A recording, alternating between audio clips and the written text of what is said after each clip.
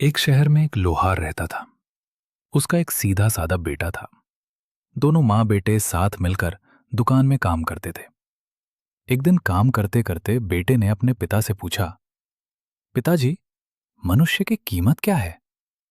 बेटे का ये सवाल सुनकर पिता पहले चौंके, फिर शांत भाव से बोले, बेटा, मनुष्य की कोई कीमत नहीं होती, वो तो अनमोल है।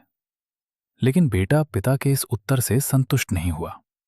उसने फिर पूछा, पिताजी, अगर सभी मनुष्य अनमोल हैं तो फिर कोई गरीब और कोई अमीर क्यों है?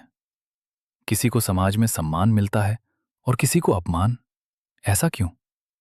पिता मुस्कुराए और बोले, बेटा, मेरे हाथ में ये लोहे का टुकड़ा देख रहे हो? यदि इसे बाजार में बेचें तो इसकी कीमत क्या होगी? बेटे ने कहा, शायद 100 या 200 रुपए।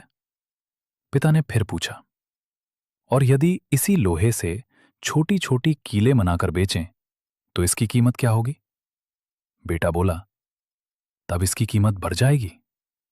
पिता ने फिर कहा, और यदि इससे घड़ी के छोटे छोटे स्प्रिंग बना दिए जाएं, तब?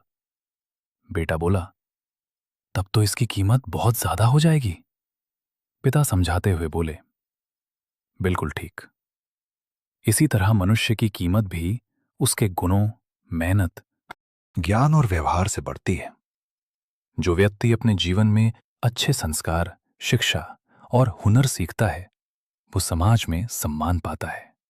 और जो अपने गुणों को निखारता नहीं, उसकी कीमत कम रह जाती है। फिर पिता ने बेटे से कहा, इसलिए हमेशा अपने गुणों को बढ़ाओ, मेहनत करो और खुद को बेहतर बनाओ। तभी तुम सच में अनमोल बनोगे।